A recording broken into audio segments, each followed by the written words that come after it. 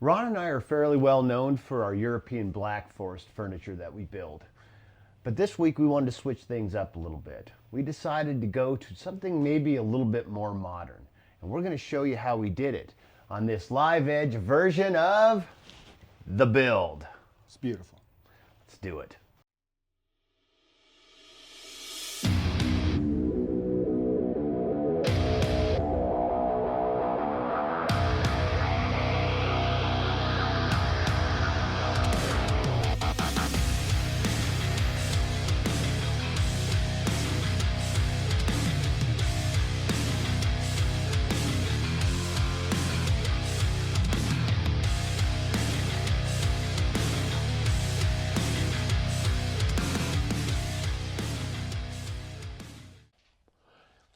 So we're going to start this new table today. Now, most of the stuff we do is kind of a black forest European feel, but today we're going to work on something that's a little bit more contemporary.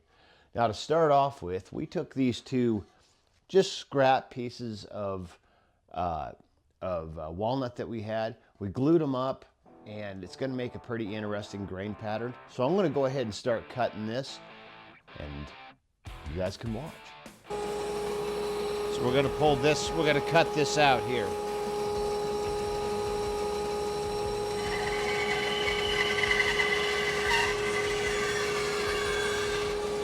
This piece of wood has spectacular grain patterns.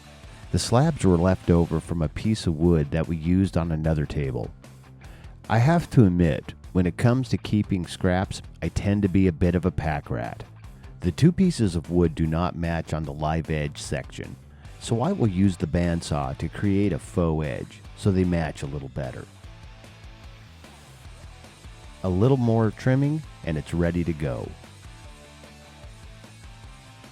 So I went and cut this part out here. Now I'm going to take this, I'm going to put it through the belt sander, get a good flat edge on this. Come around and watch. Let me show you what that was. And this guy is trying to help us clean. So he's going to run the sander and chase the dust collection hose.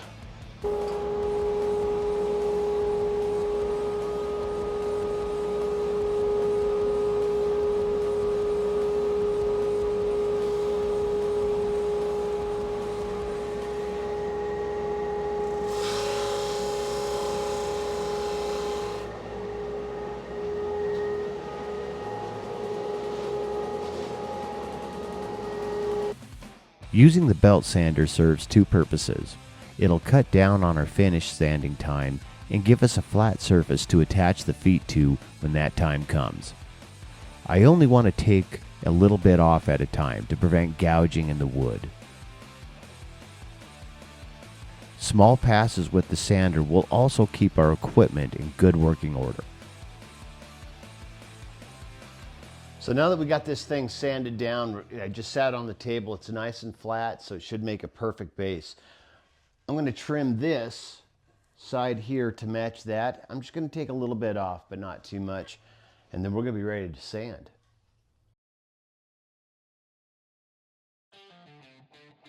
I took some time to plan out my cut with the bandsaw to ensure that I didn't overcut the edge.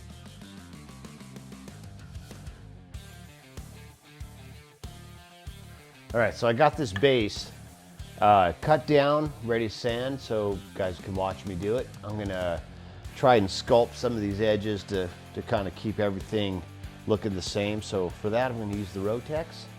I'm gonna do it.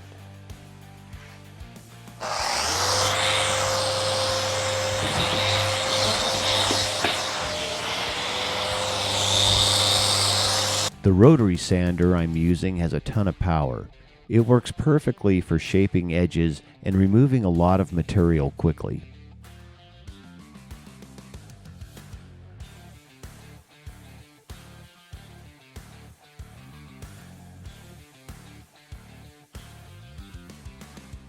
So the great thing about live edge pieces is that it's not about exact measurements and decorative elements. This is all about just the piece of wood being cool.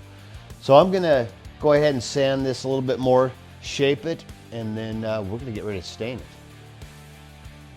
The Rotex has a tendency to create sand swirl, so practice for a while on different types of wood before using the sander on a project. I tend to let the sander do the heavy lifting. I'm careful not to apply too much pressure to the surface. Once the bottom of the slab is sanded to where I'm satisfied, we will put down a pad to prevent scratching on the top of the table. All right, so I'm finished. I used the Rotex on this, and for slabs, and there's no piece of equipment that's better for sanding and shaping. So I'm gonna stain this up, and then I'm gonna get on the top. I'm using natural stain on this base. The walnut is dark enough to give the slab a rich finish, and the stain will accent the feathering. On some of our pieces, we have to use a darker stain if the walnut is light. Kiln-dried wood tends to run lighter in color, so buying air-dried wood is better when it comes to darker colors with walnut. A piece of wood needs 1 year per inch to fully dry. All right, so we got the base stained. The grain is amazing on this, so it's gonna match our top perfectly. So I'll start on that top next. So I was digging around in my slab pile, and I remember I had this slab, and it's a nice little piece. It's got some really great grain up on top, but I finished it about a year ago and just kind of let it set. So it needs to be resanded down. We're going to strip all the wax off, all the polyurethane that was on it, and you can watch us do it. Now for this, we're going to use the Rotex. We're also going to use, we keep all of our sandpaper that's pretty much half used up in this box. And when it comes to putting, we're gonna go through sandpaper pretty quick on this, so we'll use that half-used sandpaper to sand this down. And then once it's sanded down, we'll go back to the really good stuff. So stay tuned, watch us do it.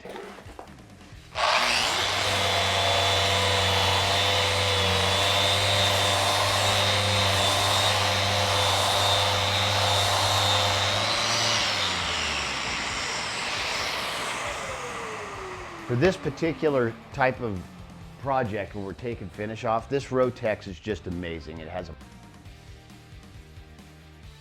massive amount of power, plus it sucks up all the dust, so we don't have to wear a respirator, and man, it's just this great piece.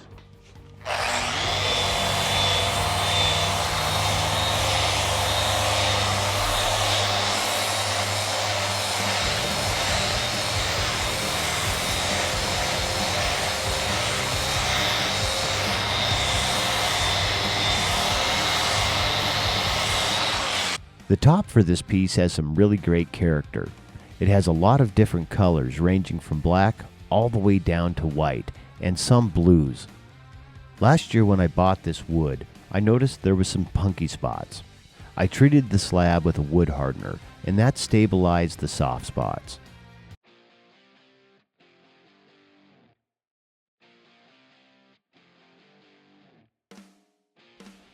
All right, so we used the Rotex. We got this thing stripped down, back down to bare wood. It's a pretty easy process. This thing is just an amazing tool. So now I'll go back through and really detail sand it, make sure that there is no sand swirl in it, and after that, we get to stain it.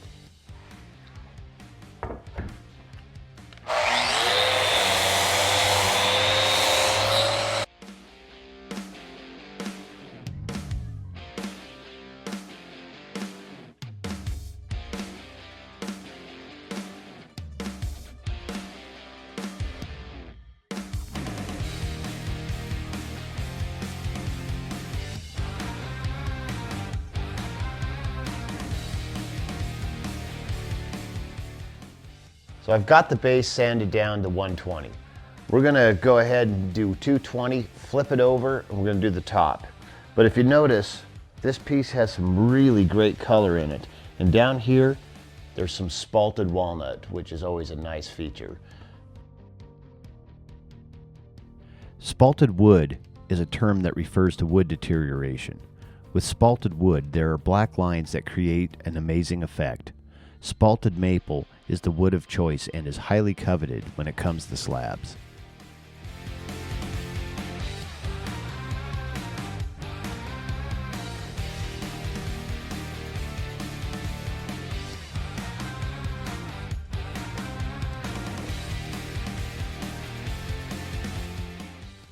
All right, so we got it sanded down and put a couple of butterfly joints in this thing. Now we're ready to stain it, and we'll get to it. So we're ready to stain this top. Now we're gonna try it with natural first and make sure it looks good, but if it doesn't, we may have to come back with just a little bit lighter stain. The top of this slab has great figuring. It is soaking up a lot of stain, so I will apply several heavy coats. Notice the color variations. This slab was harvested from a crotch section of a tree. It was most likely a cut that was positioned towards the top of the log. That is why there are so many color variations that are not common in most pieces of walnut.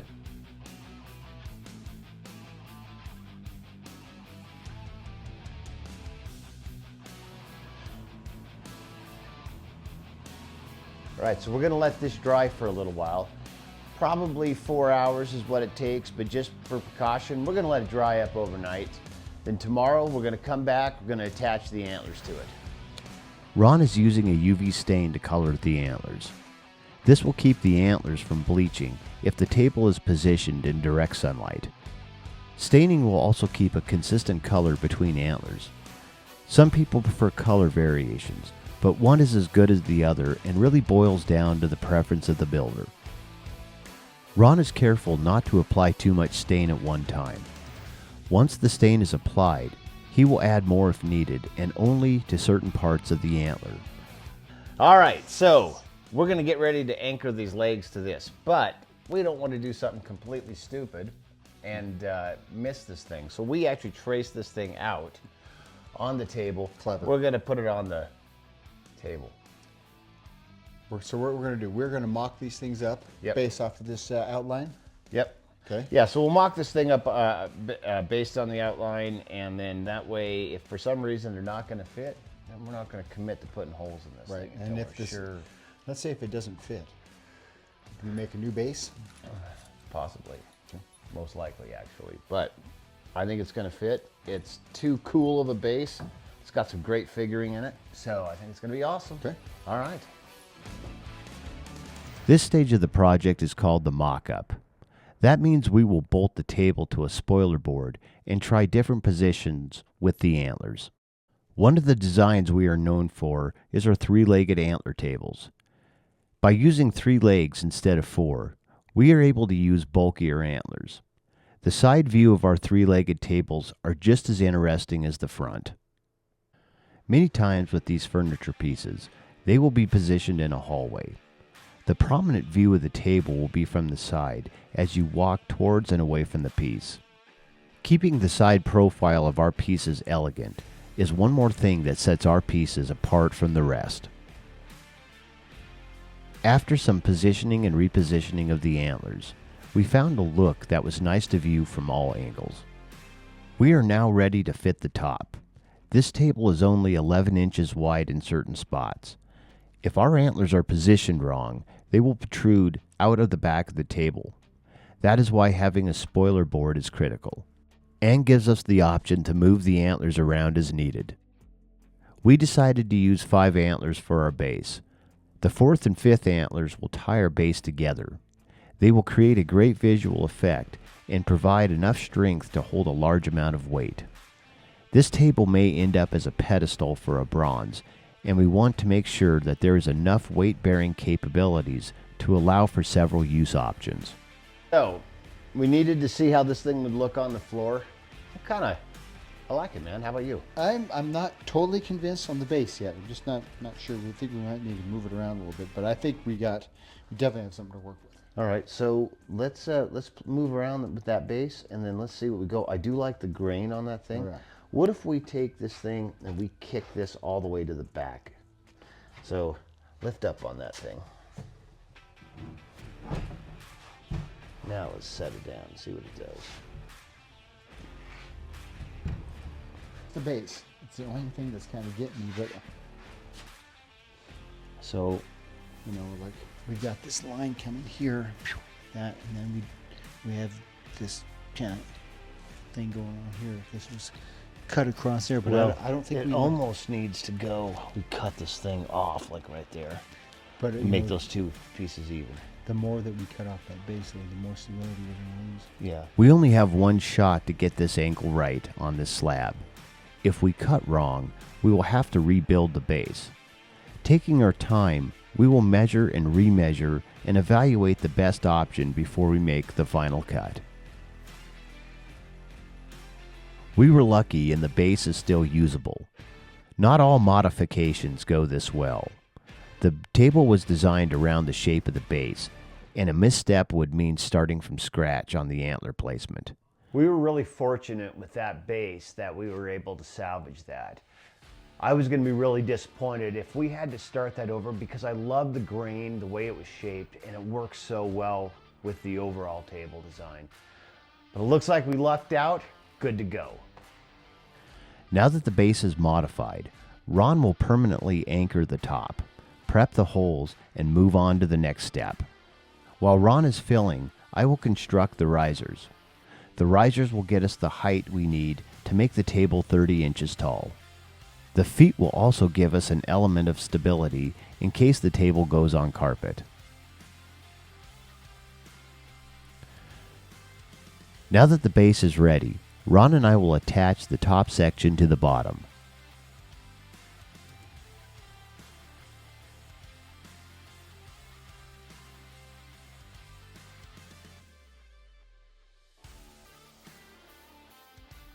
The piece of wood that Ron has placed at the bottom of the table will prevent any damage to the walnut in the event that our drill bit slips off the side of the antler.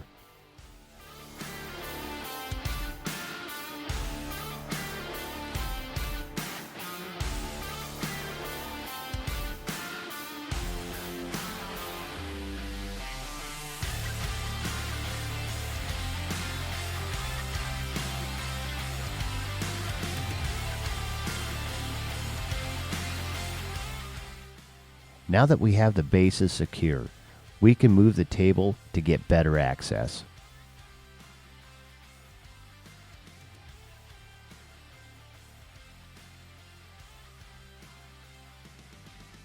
We've got this thing. We put 2 screws in here so that when we attach these legs back to the table, instead of having just one point, we have 2 points to line up.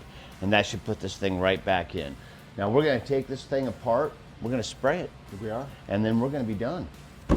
Except for the little bit of work on the top here. So let's get to it. I'm ready. Okay, so yesterday we were experimenting with a different finish. Instead of using the oil-based lacquers, because we don't have a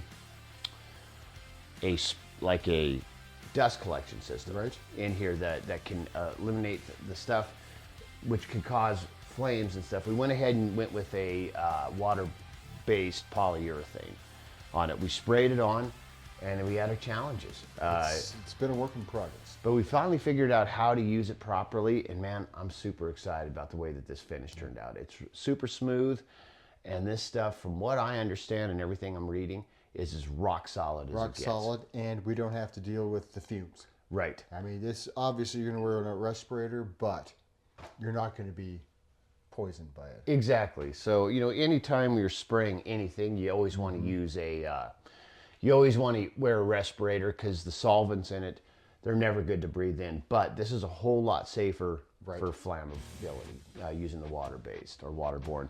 And the finish, as far as I can tell, is just as good as any kind of oil-based finish I ever used. So let's anchor this thing, man. Let's do this. We're at that point. We use 2 screws in each of the antlers to attach to the base. It'll be much easier to line up with multiple contact points. Having 2 sets of hands will ensure that we line everything back up correctly.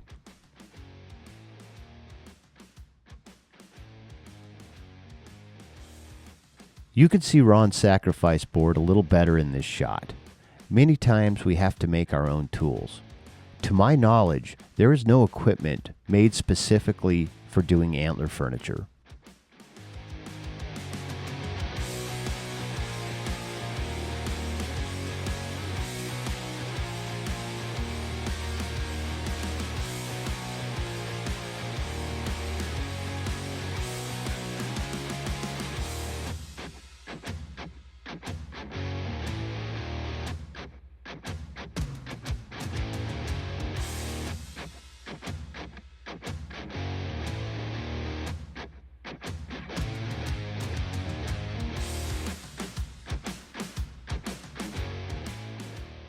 All right, so we've got this thing put back together.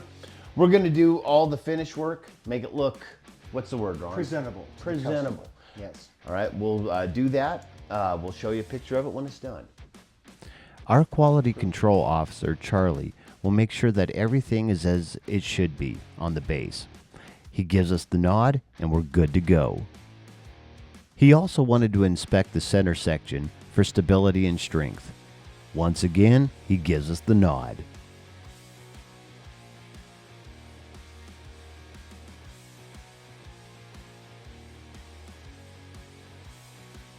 Charlie inspects the quality of the filling and checks proportions as well as anchor points. He gives us the nod, and now we're done. Live edge furniture is associated with kind of a modern design, especially the mountain modern movement. But it's really been around forever. And here is the origins of where this great stuff came from. George Nakashima was born in Spokane, Washington in 1905. After attaining a master's degree in architecture from MIT, Nakashima traveled east to study under various architects. In 1937, Nakashima was commissioned to build a dormitory in Puducherry, India, where he built his earliest furniture. In 1942, he was interned during World War II. He moved to New Hope, Pennsylvania in 1943 and began his furniture design career. Using nature as inspiration, Nakashima began to build some of the first pieces of live-edge furniture to gain popularity in modern times. His use of large slabs brought his designs to a different level. His bases follow a mid-century modern design, and his butterfly joints are still used to this day. You can visit his studio in New Hope, Pennsylvania. I have yet to make it there, but it is definitely on my bucket list.